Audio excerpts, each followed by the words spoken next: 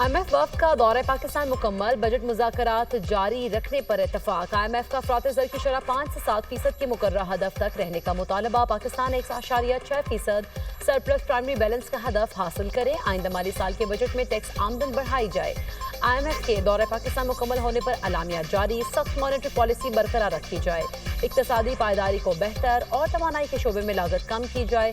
State bank अफरात ज़र को मद्देनजर रखते हुए मॉनेटरी पॉलिसी बनाए। आइंदा माली साल ज़र मुबादला के ज़खायर मुस्तहकम रखे जाए। तामीरी बातचीत करने पर हुकूमत पाकिस्तान की कोशिशों को सराहते हैं। IMF का अलामिया, अगला जायजा इजलास रवा साल की दूसरी शशमाही में होगा।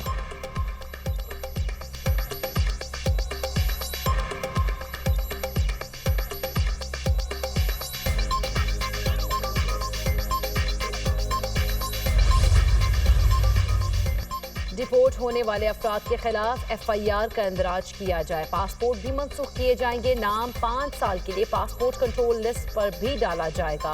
वफाकी वज़ीर दाखिला मोहसिन नकवी की ज़ेर सदारत इजलास में फैसला। पासपोर्ट के कवानीन को मजीद सख्त और बेहतर बनाने के लिए सेक्रेटरी दाखिला की सरबराही में कमेटी कायम कर दी गई। मोहसिन नकवी का कहना है, डिपोर्ट होने वाले अफराद पाकिस्तान के लिए बैनुल अक़वामी सतह पर शर्मसारी का बाइस बन रहे हैं। आइंदा उनसे कोई रियायत नहीं बरती जाएगी।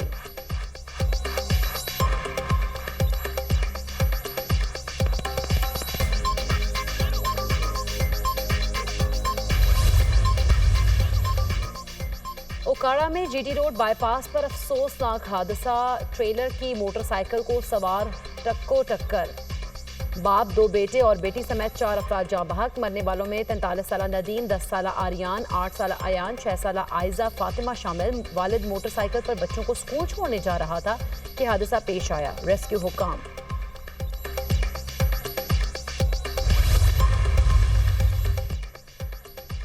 बानी पीटीआई के खिलाफ शहबाज शरीफ के 10 अरब हर्जाना केस की समाअत वजीर आजम सेशन कोर्ट लाहौर में वीडियो लिंक पर जुराह के लिए पेश। शहबाज शरीफ ने कमरा अदालत में जज और तमाम अफराद को जंग जीतने की मुबारकबाद दी। कहा, जज साहब, आप समेत कमरा अदालत में मौजूद तमाम अफराद को फतेह मुबारक हो। एडिशनल सेशन जज ने कहा, आपको भी बहुत मुबारक हो। बानी पीटीआई के वकील ने वजीर आजम से इस्तफसार किया। बानी पीटीआई ने आप पर इल्जाम तहरीरी तौर पर लगाया है। शहबाज शरीफ ने जवाब दिया, जो इल्जाम उन्होंने लगाया वो पूरी दुनिया में टीवी पर कई बार कहा। मुअज़्ज़ज़ वकील ने भी सुना होगा। वकील ने पूछा, सियासत में आप भी ऐसे इल्जामात लगाते रहे हैं? शहबाज शरीफ ने कहा, मैंने कभी सबूत के बगैर इल्जाम नहीं लगाया।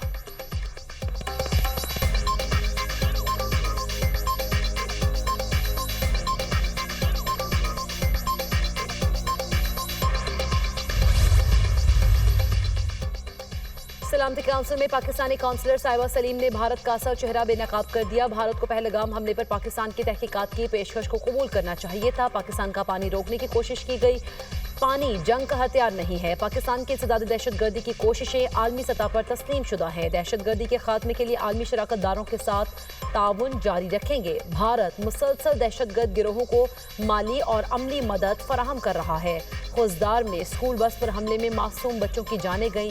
भारत मसला कश्मीर के पुरअमन हल के लिए बामानी मुज़ाकरात का आगाज करे। पाकिस्तान ने भारत की स्टेट स्पॉन्सर्ड दहशतगर्दी के तफसीलात दुनिया के सामने पेश कर दी। भारत 20 साल से रियासती दहशतगर्दी की पॉलिसी जारी रखे हुए है। फौजदार हमले में फितनौल हिंदुस्तान मुलव्विस है। हमला भारतीय खुफिया एजेंसी रॉ की सरपरस्ती में हुआ।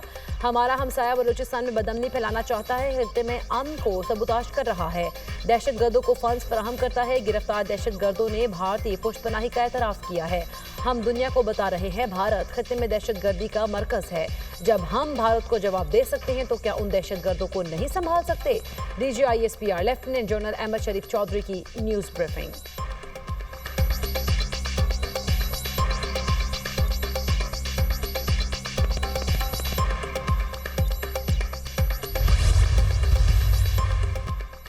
वज़ीर आला पंजाब से एथलीट मोना खान और कोच मोहम्मद यूसुफ की मुलाकात। मरीम नवाज को गोल्ड मेडल पेश किया। मरीम नवाज ने एथलीट मोना खान और कोच मोहम्मद यूसुफ को 5-5 लाख के चेक्स दिए।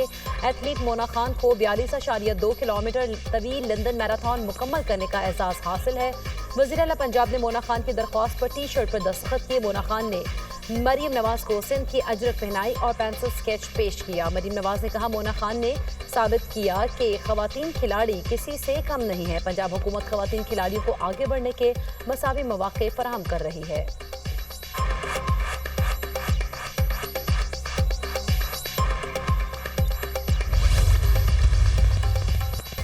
खैरपुर में 2 ग्रुपों में फायरिंग, 4 अफराद जाँ बहक, 15 जख्मी। पुलिस के मुताबिक दोनों ग्रुपों के दरमियान फायरिंग का सिलसिला जारी है। फायरिंग के बायस इलाके में खौफ व हिरास, लोग घरों तक महसूर।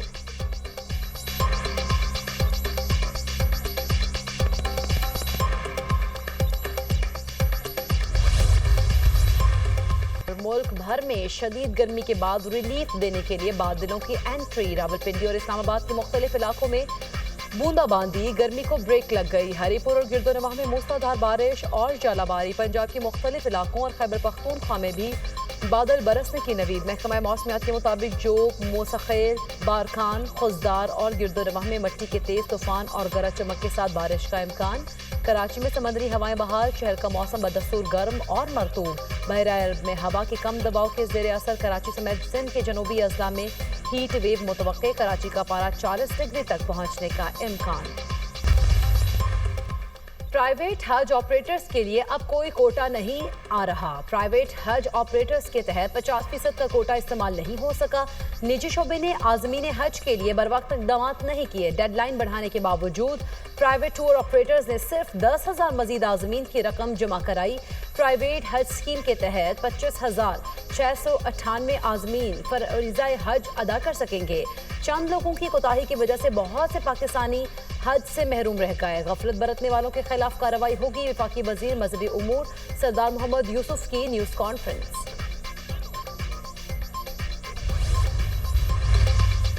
रिपोर्ट हुए अफराद के खिलाफ FIR का इंदराज किया जाएगा। पासपोर्ट भी मनसूख किए जाएंगे। नाम 5 साल के लिए पासपोर्ट कंट्रोल लिस्ट पर भी डाला जाएगा। वफाकी वजीर दाखिला मोहसिन नकवी की ज़ेर सदारत इजलास में फैसला। पासपोर्ट के कवानीन को मजीद सख्त और बेहतर बनाने के लिए सेक्रेटरी दाखिला की सरबराही में कमेटी कायम कर दी गई।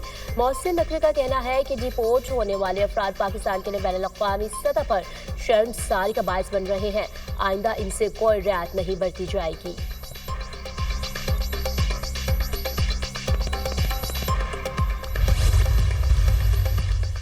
गाजा में इसराइली फोर्सेस की जारहियत थम न सकी। नसरात, खान यूनस और मुतादिद इलाकों में वहशियाना बमबारी। मजीद 60 फलस्तीनी शहीद, 185 से ज्यादा जख्मी। गाजा में फलस्तीनियों को इमदाद तक रसाई में शदीद मुश्किलात का सामना। 2 रोज में फाककशी से बच्चों समेत 29 फलस्तीनी शहीद हो चुके। गाजा में शहदा की तादाद 53,830 हो गई।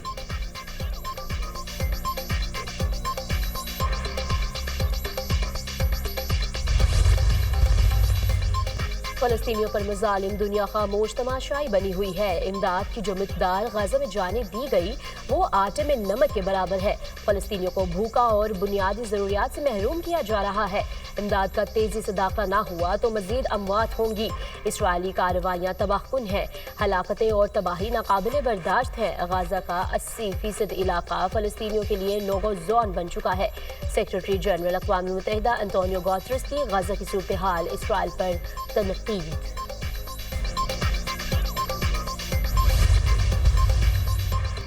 ईरान और अमेरिका के दरमियान रोम में जौहरी मुज़ाकरात का 5वां दौर खत्म। अमेरिकी हुकाम के मुताबिक मुज़ाकरात तामीरी रहे। फ़रीक़ैन ने आइंदा भी मुलाकात पर इत्तफाक किया। बातचीत में पेशरफ्त हुई। दोनों ममालिक को मजीद काम करने की जरूरत है। ईरानी वज़ीर ख़ारिजा अब्बास अराग़ची का कहना है बातचीत मुस्बत अंदाज में चल रही है। अमेरिका ईरान का मौक़िफ़ अच्छी तरह समझ चुका है। मुज़ाकरात में ईरान की पोजीशन बड़ी वाज़ेह है।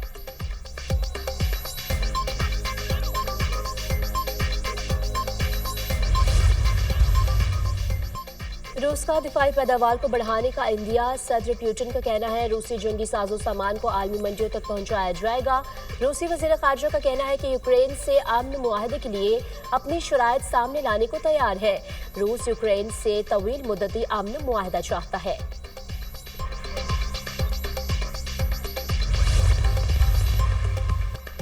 रूस और यूक्रेन के दरमियान 780 जंगी कैदियों का तबादला बसों के जरिए वतन वापस पहुंचा दिया गया। दोनों ममालिक में आइंदा 2 रोज में मजीद कैदियों की रिहाई का इम्कान। रूस और यूक्रेन के दरमियान तुर्किया में हालिया मुज़ाकरात के दौरान 1000 कैदियों के तबादले का मुआहदा तय पाया।